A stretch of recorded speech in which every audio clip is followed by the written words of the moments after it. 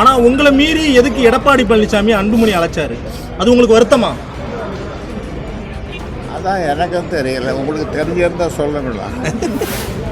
நாங்கள் எடுக்கிற அந்த நடவடிக்கைகள் மிகப்பெரிய வெற்றியை பெறுவோம். நாங்கள் விரும்பிய வெற்றியை பெறுவோம். நான் சொல்வதை தட்டாமல் ஏன் எதற்கு என்று கேட்காத ஒரு தலைவரை நான் வைத்திருக்கிறேன். செயல் தலைவர் சட்டமன்ற தேர்தலில் போட்டியிடுவாங்களா? ஐயா உத்தரவு கொடுப்பீங்களா? போட்டியிடுவாங்க. திருமாவளவன் அவர்கள் அவங்க கூட இருக்கிற கூட்டணியோட நீங்கள் இணைய வாய்ப்பு இருக்குதா ஐயா? அரசியலில் எதுவும் நடக்கும், என்ன வேணாலும் நடக்கும். எதிர்பாராத விதமாக எல்லாமே நடக்கும். கூட்டணி தொடர்பா நீங்க மாவட்ட செயலாளர்கிட்ட கருத்து கேட்பு கூட்டம் நடத்தி வரீங்க. கூட்டணி அமைஞ்சிச்சுன்னா ஆட்சியில நீங்க பங்கு கேட்பீங்களா? நாங்கள் இங்கே பங்கு கேட்க மாட்டோம், அமெரிக்காவில் தான் கேட்போம். இந்தியாவில் கேட்கலாம், இந்தியா எங்களுக்கு பிடிக்க மாட்டோம். அமெரிக்கா அதிபர்கிட்ட போய் கேட்கலாம்னு நினைக்கிறேன். ஆட்சியில் பங்கு கொடுக்குற கூட்டணியில் சேர்றதுக்கு வாய்ப்பு இருக்காயா? ஆட்சியில் பங்கு கொடுக்குற கூட்டணியில் சேர்றதுக்கு வாய்ப்பு இருக்காயா? ஆட்சியில் பங்கு கேட்கணுன்ற ஒரு காலத்தில் ஆட்சியில் பங்கு வேண்டாம் அப்படின்னு சொன்ன கலைஞர் இருக்கும்போது அது ஒரு காலம். 5 வருஷம் நாங்கள் நிபந்தனையற்ற ஆதரவு கலைஞருக்கு கொடுத்தோம்.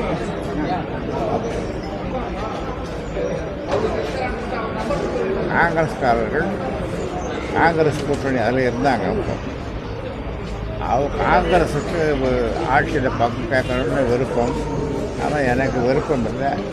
எந்த நிபந்தனையும் இல்லாமல் 5 வருடம் கலைஞர் ஆட்சியை ஆதரிப்போம் என்று சொல்லி அதே மாதிரி ஆதரித்தேன். குறைந்தபட்ச செயல் திட்டம் ஏதாவது வலியுறுத்துவீங்க கூட்டணியில்? குறைந்தபட்ச செயல் திட்டம் குறைந்தபட்ச செயல் திட்டம் தமிழ்நாட்டின் வளர்ச்சிக்கு கூட்டணியை முடிவாகலையே. இப்போ குறைந்தபட்ச செயல் திட்டம் இப்போ என்ன சொல்றது? ஐயா, பாமகனா உங்க ஃபேஸ் தான் அப்படின்னு சொல்லி எல்லாரும் சொல்றாங்க. இங்க இருக்கிற எல்லாருமே பாமகனா ராமதாஸ் ஐயா தான் சொல்றாங்க. ஆனா உங்களை மீறி எதுக்கு எடப்பாடி பழனிசாமி அன்புமணி அழைச்சாரு? அது உங்களுக்கு வருத்தமா?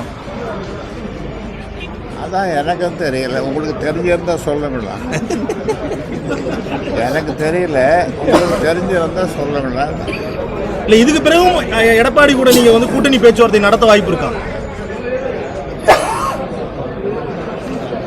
2ல் 1 தொடங்க மாட்டீங்களா? ஐயா, இபிஎஸ் அவர்கள் டிடிவி தினகரனை சேர்க்க மாட்டேன்னு என்று சொல்லியிருந்தாங்க. நேற்று நைட்டு டெல்லியில் போய் அமித்ஷாவை பார்த்த பிறகு இன்று பாஜக அதிமுக கூட்டணியில் டிடிவி தினகரனை சேர்த்துருக்காங்க. இதை நீங்கள் எப்படி பார்க்குறீங்க? நீங்கள் சொல்கிற மாதிரி பார்க்குறேன். தமிழ்நாட்டினுடைய அந்த கூட்டணி கணக்குகளை டெல்லி நீங்கள் எப்படி பார்க்குறீங்களோ அப்படியே நான் பார்க்குறேன். உங்கள் கண் கொண்டு பார்க்குறேன். ஐயா ஐயா, அதாவது தமிழ்நாட்டுடைய கூட்டணி கணக்குகளை டெல்லிக்கு போய் வந்து தீர்மானிக்கிறது எப்படியா பார்க்குறீங்க? டெல்லிக்கு போய் வந்து தான் கூட்டணி தீர்மானிக்கிறாங்கன்னு சொல்லி கேட்குறாரு. டெல்லிக்கு போய் வந்து தான் கூட்டணியை தீர்மானிக்கிறாங்கன்னு கேட்குறாங்க. எப்படி பார்க்குறீங்க தமிழ்நாட்டுடைய அரசியல் எப்படியா பார்க்குறீங்க? அரசியலில் எதை வேணாலும், எப்போ வேணாலும், யார் வேணாலும், எதை வேணாலும் செய்யலாம். எந்த கட்சி எதை வேணாலும் செய்யலாம். இதெல்லாம் அரசியலில் சகஜமாக போச்சு. அதை பற்றி கருத்து சொல்லுவது தவறு. அதுக்கு நீங்கள் கேட்குற கருத்து என்னால் சொல்ல முடியாது. உங்களுக்கு நீண்ட அனுபவம் இருக்குது. முதலமைச்சர் மு க ஸ்டாலினுடைய ஆட்சி எப்படி இருக்குன்னு நினைக்கிறீங்க? 4 ஆண்டுகால மு க ஸ்டாலின் ஆட்சி எப்படி இருக்குது? ஸ்டாலினுடைய ஆட்சி நல்லதாக இருக்குது. நல்லதான். ஐயா, கூட்டணி தொடர்பா யாரோட வைக்கலான்ட்டு மாவட்ட செயலாளர்கிட்ட நீங்க கருத்து கேட்பு கூட்டம் நடத்தி வராங்க. இந்த கூட்டத்தில் 10.5 உள்ள ஒதுக்கீடு கொடுப்பவர்களிடம் வந்து நீங்க கூட்டணி வைக்கலாம் அப்படின்னு மாவட்ட செயலாளர் ஒரு கருத்துக்கள் முன் வச்சதாக ஒரு தகவல் வருது. அது உண்மைதானா? ஐயாவுக்கு அந்த எண்ணம் இருக்குதா? அதாவது 20 கருத்துக்களை சொன்னாங்க மாவட்ட செயலாளர். 20 கருத்துக்கள். அதில் அது ஒரு கருத்து. நீங்கள் சொல்கிற கருத்தும் ஒன்று, 20ல் 1. ஐயா, சின்னம் வாங்குறது, கட்சி கைப்பற்றுறது முழுமையா அதுக்கான என்ன சட்ட நடவடிக்கையில ஈடுபட்டு வரீங்க? எல்லாம் எடுப்போம், எல்லாம் எடுப்போம். எல்லாவித நடவடிக்கைகளும் எடுத்துக்கொண்டு வருகிறோம். நாங்கள் எடுக்கிற அந்த நடவடிக்கைகள் மிகப்பெரிய வெற்றியை பெறுவோம். நாங்கள் விரும்பிய வெற்றியை பெறுவோம். மிகப்பெரிய வெற்றின்னு சொல்றதை விட நாங்கள் விரும்பிய வெற்றியை பெறுவோம். ஐயா, என்னைக்கு 2 பேர் தான் கேட்குறீங்க, அவங்களாம் கேட்க மாட்டாங்க. கேமராமேன் சார், கேமராமேன் ஐயா, கேமராமேன் என்னைக்கு ஐயாட்ட இருந்து கூட்டணி தொடர்பான அறிவிப்பு வரும்? எல்லாருமே எதிர்பார்த்துட்டு இருக்காங்க. வரும், வரும், விரைவில் வரும். இரட்டை இலக்கமா ஒற்றை இலக்கமா? என்ன டிஜிட்ஸ் எவ்வளோ நீங்க எதிர்பார்க்குறீங்க? ஒரு 1, 2, 3. ஐயா, ஒரு தகவல் தான், அதனால ஐயாட்ட தகவல் கேட்குறேன். ஐயா எதுவும் இது பண்ணி கொடுவாரு. தாவேக்காட்ட பேச்சுவார்த்தை நடத்திட்டு இருக்கிறதாகவும் 50 சீட்டு கேட்பதாகவும் ஒரு தகவல் வருது. இதுக்கு உறுதியாச்சுன்னா கூட்டணியை உறுதிப்படுத்தலாம் அப்படின்ற மாதிரி ஒரு எண்ணம் இருப்பதாகவும் தகவல் வெளிவருது. அது உண்மைதானா? அதாவது நீங்கள் ஊகிக்கிற அளவுக்கு உங்கள் கற்பனைக்கு எல்லாம் நான் தேதி போட முடியாது. தகவல், நாங்கள் கற்பனை இல்லை, தகவல்யா. அதான் தகவல்ன்றது அது ஒரு கற்பனையான தகவல் தானே. அதுக்கெல்லாம் பதில் சொல்ல முடியாது. அதெல்லாம் பதில் சொல்லுவது சரியாக இருக்காது என்னை பொறுத்தவரை. நேரம் வரும், காலம் வரும், அப்போ பதில் உங்களுக்கு தானாகவே கிடைக்கும். இப்போ காலையில் செய்தியாளர்களை சந்திச்சாங்க கௌரவ தலைவர் ஜி.கே. மணி சார். நான் இந்த தேர்தலில் போட்டியிட போறதில்ல, விருப்ப மனு தாக்கல் செய்ய போறதில்லைன்னு சொன்னாங்க. அதே போல நம்ம செயல் தலைவர் காந்தி அக்கா இருக்காங்க, அவங்களும் இந்த சட்டமன்ற தேர்தலில் போட்டியிடுறதுக்கு வாய்ப்பு இருக்கா? ஐயா உத்தரவு விடுவீங்களா? ஜி.கே. மணி அவர் போட்டியிடலன்னு சொன்னார். ஐயா என்ன சொல்கிறாரோ அதை தான் கேட்பேன்னு சொன்னார். அதை நீங்கள் விட்டுட்டீங்க. ஐயா சொல்கிறதான் கேட்பேன்னு சொன்னால் நீங்கள் விருப்ப மனு தாக்கல் பண்ணல. நான் சொல்வதை தட்டாமல் ஏன் எதற்கு என்று கேட்காத ஒரு தலைவரை நான் வைத்திருக்கிறேன். செயல் தலைவர் அவங்க போட்டிடுவாங்க. செயல் தலைவர் போட்டிடுவாங்களா? செயல் தலைவர் சட்டமன்ற தேர்தலில் போட்டிடுவாங்களா? ஐயா உத்தரவு கொடுப்பீங்களா? போட்டிடுவாங்க.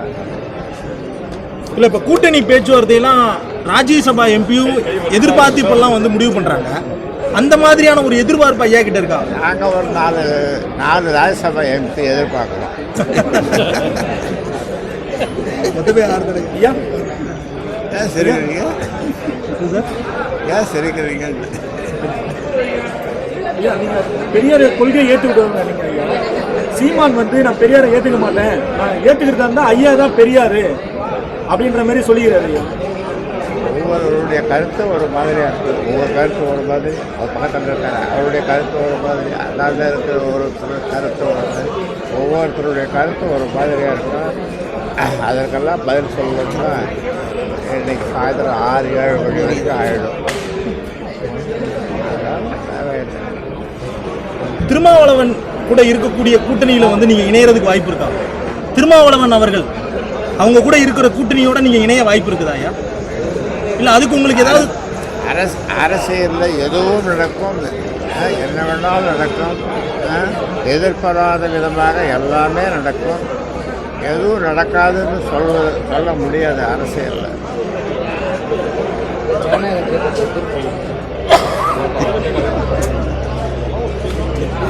ஒன்றும் வாங்க முடியாது, அவங்களால ஒன்றும் வாங்க முடியாது. ஐயா, அந்த விருப்ப மனு பெரும் தேதி 12ஆம் தேதி வரைக்கும் தான் இருக்கு. குறுகிய நாள் மட்டும் தான் நடத்துறீங்க. நீட்டிக்க வாய்ப்பு இருக்கா? இல்லை, 4 நாள் தான் இருக்கு வேட்பு மனு. நீட்டிப்பீங்களான்னு சொல்கிறாங்க. தேவைப்பட்டால் நீட்டிப்போம். ஆமாம், தேவைப்பட்டால் நீட்டிப்போம். அடுத்து ஏதாவது பெரிய மாநாடு எதுவும் கூட்ட போறீங்களா ஐயா? எலெக்ஷனுக்கு முன்னாடி பாட்டாளி மக்கள் கட்சி சார்பா உங்க தலைமையில மாநாடு, பெரிய மாநாடு எதுவும் கூட்ட போறீங்களா? திட்டம் இருக்கா? இப்பொழுது திட்டமில்லை. ஆனால் தலைவர்கள் எல்லாம் கேட்டு, மாவட்டங்களெல்லாம் கேட்டு நாங்கள் முடிவு பண்ணுவோம். உங்களை பற்றியான கேள்விக்கு செய்தியாளர் சந்திப்பில் அன்புமணி பதில் சொல்லாமல் போயிட்டாங்க. எப்படி பார்க்குறீங்க? எதிர்கொள்ளவே மாட்டேங்காங்க அந்த கேள்வியை. நீங்கள் உங்களை பற்றி கேள்வியை அதை பற்றி என்ன கேட்டால் நான் என்ன சொல்கிறது?